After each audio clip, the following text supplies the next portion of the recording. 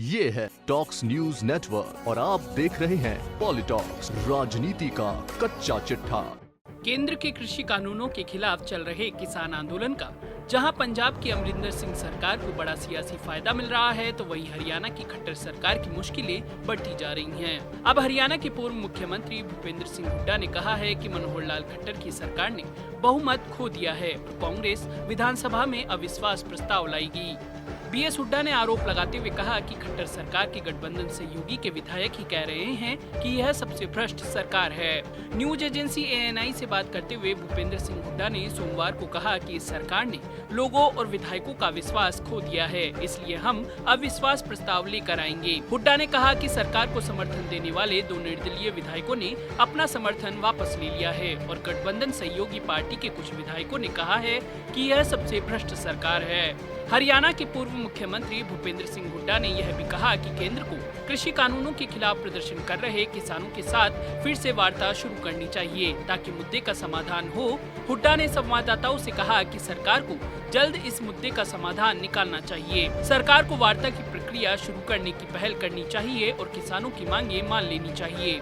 इसके साथ ही ईडी द्वारा वर्ष 2013 में पंचकुला में औद्योगिक भूखंडों के आवंटन में कथित अनियमितता से जुड़े धन शोधन मामले में पूर्व सीएम हुड्डा और 4 सेवानिवृत्त अधिकारियों समेत कुछ अन्य के खिलाफ आरोप पत्र दाखिल किए जाने के मामले में भी मीडिया ने हुड्डा से सवाल किए। अपनी जान पहचान वालों के भूखंडों के आवंटन के आरोपों को लेकर पूछे जाने पर पूर्व मुख्यमंत्री हुड्डा ने कहा कि वह पहले भी कह चुके हैं कि यह सारा मामला राजनीति से प्रेरित है और मुझे न्यायपालिका पर पूरा भरोसा है, सारी चीजें साफ हो जाएगी। वहीं हरियाणा में भाजपा जजपा गठबंधन की सरकार पर निशाना साधते हुए पूर्व सीएम हुड्डा ने दावा किया कि पिछले विभाग में सब डिविजनल अधिकारियों की नियुक्ति में दूसरे राज्यों के युवाओं को तरजीह दी गई। हुड्डा ने कहा कि एक तरफ सरकार दावा करती है कि वह हरियाणा के लोगों को निजी क्षेत्र की नौकरियों में भी 75% आरक्षण देगी, लेकिन सरकार अन्य भर्तियों में स्थानीय युवाओं के बजाय बड़े पैमाने पर दूसरे राज्यों के लोगों को नौकरियां दे रही है। हुड्डा ने आरोप लगाया कि राज्य सरकार की नीतियों के कारण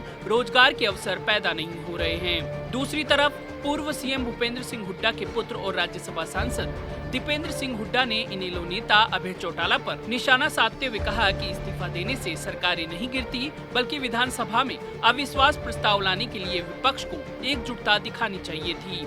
दीपेंद्र हुड्डा ने कहा कि चौटाला के इस्तीफा देने से बीजेपी को लाभ मिला है। दीपेंद्र हुड्डा ने कहा कि प्रदेश में महंगाई चरम सीमा पर है। सरकार ने पिछले 5 साल में किसानों के समर्थन मूल्य में 30% की बढ़ोतरी की, जबकि पेट्रोल डीजल के दामों में 90% की वृद्धि कर दी गई है। पॉलिटॉक्स ब्यूरो, हरियाणा। ये है टॉक्स न्यूज नेटवर्क और आप देख रहे हैं पॉलिटॉक्स, राजनीति का कच्चा चिट्ठा।